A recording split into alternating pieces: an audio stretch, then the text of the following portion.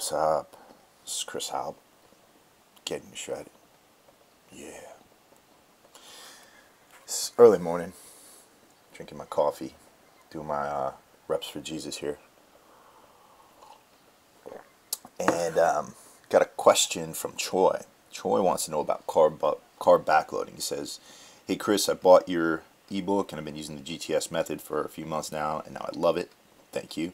I've gotten significantly leaner and have been able to maintain size while using this style of eating while overtraining.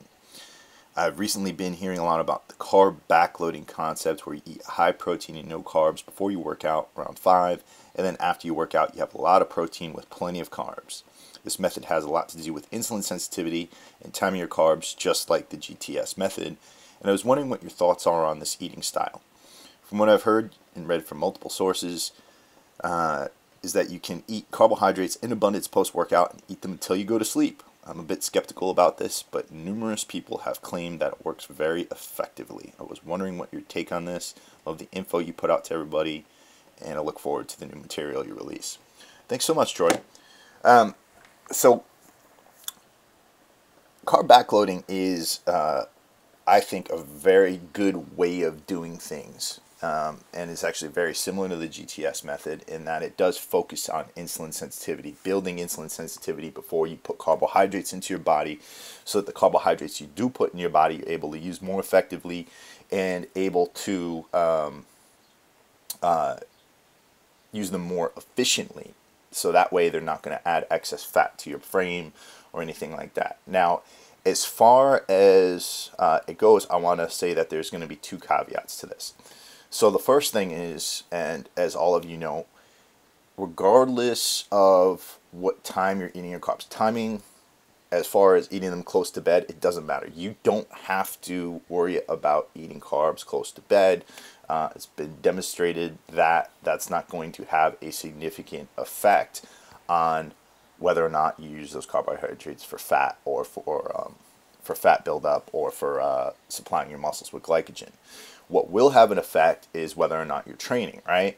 So if you've trained that day, you want to make sure you're holding your carbs for during, and well, according to the GTS method, carb backloading, it's more like you want to hold those carbs for after your training, right?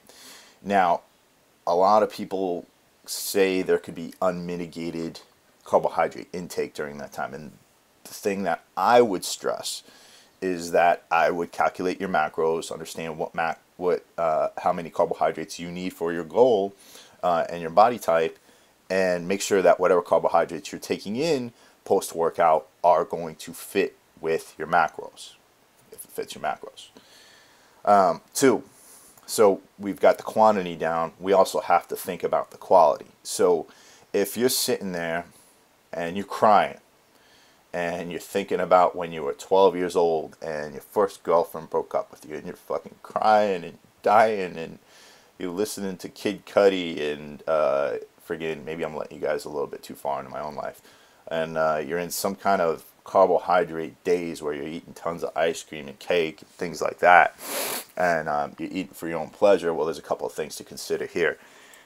First things first is, how are you reacting? How is your body reacting to those carbohydrates? If you are getting a bloat, then there might be some factors there that are causing you to become inflamed, right? Regardless of how many carbohydrates you're eating or whether or not they're fitting your macros. So you want to look for signs like, are these carbohydrates fucking my stomach up? Am I getting forced to go to the bathroom? Am I feeling sluggish the next day after I eat all this crap?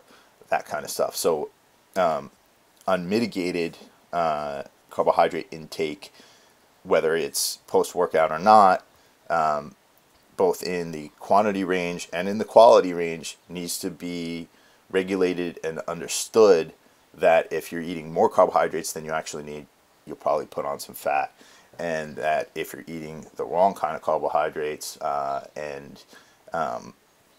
wrong kind, somebody's going to try and fucking talk to me like they're a fucking man and fucking say that, oh man, there are no wrong carbohydrates. Well, if you've got a sensitivity with one of those foods that you're eating, then I should say foods. If you got a sensitivity, the wrong kind of food, the sensitivity to that food that you're eating, then you really need to consider whether or not you want to eat it again. So I'd watch your system, understand how you're reacting to it, pay attention to your bowel movements, pick that shit up, roll it around in your fingers, smell it, and then you know, don't worry about that. But you know, if you're getting diarrhea and it's bloody and shit like that, then you need to consider that. So I hope that answers your question. If it doesn't, let me know.